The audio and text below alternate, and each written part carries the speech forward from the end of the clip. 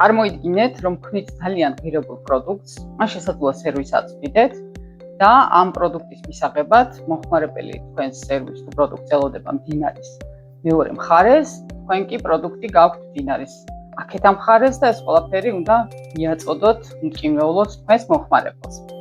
იმისათვის, რომ მდინარე გაიაროს თქვენმა პროდუქტმა მომხმარებლამდე გზა, ანუ შესაძლებელია წარმოიდგინოთ, რომ პატარა ნავია, რომელიც მიცურავს აი ამ მდინარეზე, რომელსაც გზადაგზა შესაძლოა შეხვდეს სხვადასხვა რიფები, მორევი იქნება ეს თუ რაღაც ამონაშვერი, გარკვეულწილად დაბრკოლებები, რომელიც ხელს უშლის და რომელიც ანელებს მომხმარებლამდე უმტკივნეულოდ მიტანის პროცესს. აი სწორად ამის დანახვაში, აი ამ დაბრკოლებების დანახვაში გვეხმარება ჩვენ ძალიან საინტერესო მიდგომა, რომელსაც ქვია ღირებულებათა ჯაჭვის ანალიზი. მეორენაირად ინგლისურად უწოდებთ მას value stream mappings. აი ამ ვიდეოს სწორად მას მივუძღვნი დღეს, მოგესალმებით. მე ვარ ირმა ბერძენიშვილი, ეფილატის დამფუძნებელი და გამომყევით ამ ვიდეოში მოგიყვებით თუ რა არის ღირებულებათა ჯაჭვის ანალიზი. Value stream mapping-ი გვაძლევს საშუალებას ვიზუალიზაცია გავაკეთოთ მომხმარებლის შეკვეთიდან მიწოდებამდე მთელი ამ პროცესის, მთელი ამ გზის. ხომ ჩვენ ვაკეთებთ ვიზუალიზაციას თითოეული ქმედებისა, რა ნაბიჯებისგან შედგება ეს გზა და როგორია ამ გზის ხანგრძლივობა. ჩვენ შეგვიძლია შევხედოთ შემდეგნაირად, რომ თითოეული ქმედება, რომელსაც ვაკეთებთ იმისთვის, რომ ჩვენი პროდუქტი თუ სერვისი მომხმარებლამდე სწრაფად მივიდეს, ორი გზით შეგვიძლია გავზომოთ. ერთი არის თუ რა დრო გაიწევა ამ ქმედებაზე, რეალურ მუშაობაზე, ამ პროდუქტის შექმნაზე და მიწოდებაზე და სად გვაქვს ლოდინები. ამიტომ ჩვენ როცა ვაკეთებთ value stream mappings, ვხაზავთ ამას, შესაძლებელია უბრალოდ ფურცელი და კალამი გამოიყენოთ, ან დაფა გამოიყენოთ, ან უკვე ციფრული ინსტრუმენტები, სადაც დახატავთ გამსხვილებულად იმ ქმედებებს, რაც გჭირდებათ თქვენ რომ ეს პროდუქტი შექმნათ. ანუ ღირებულებების ჯაჭვს შექმნით და განსაზღვრავთ ექსპერტულად რა დრო გეხარჯებათ თითოეულ ქმედებაზე და მეორე მხრივ ამ ქმედებას ახლავს თუ არა რაიმე ტიპის ლოდინი, სანამ მეორე ქმედებაზე გადახვევთ. რეალურად აი ეს ორი დროის ჯამი გვაძლევს ჩვენ მთლიანი ღირებულებათა ჯაჭვის ანალიზის შედეგად მიღებულ გაზომილ დროს. და აი ეს დრო არის რომელიც თქვენ გაძლევთ საშუალებას დაინახოთ თუ როგორია კლიენტის შეკვეთიდან მიწოდებამდე თქვენი დრო, რომელსაც უწოდებთ lead times. ეს lead time-ი არის საერთაშორისო მეტრიკა, რომელიც გვეხმარება გავზომოთ ჯამში რა დრო გჭირდება მთლიანად პროცესზე. თუმცა თვითონ ეს დრო ორ ნაწილად იშლება შემდგომ.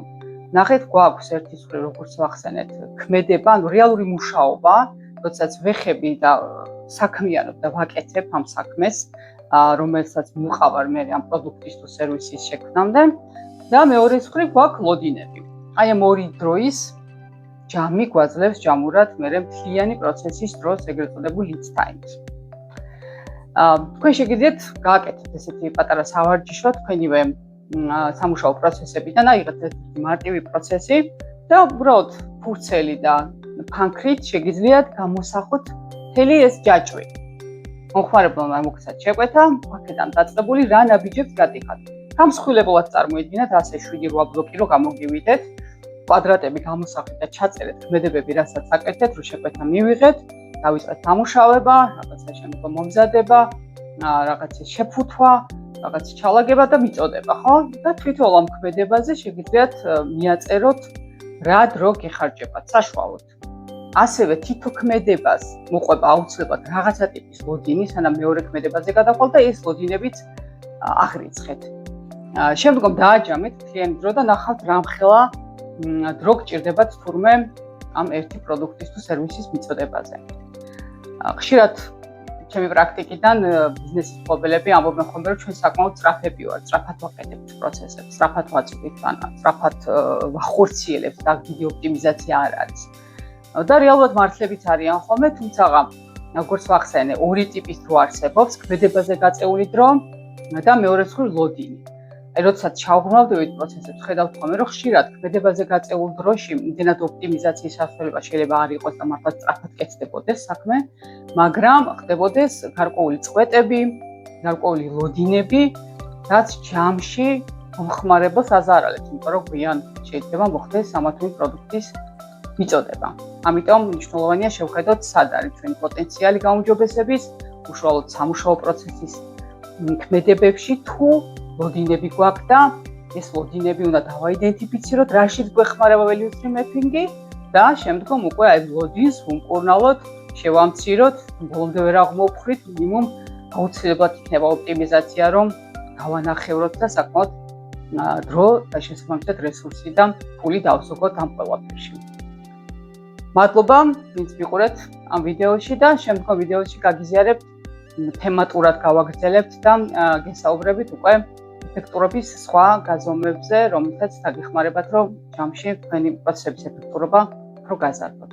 მადლობა.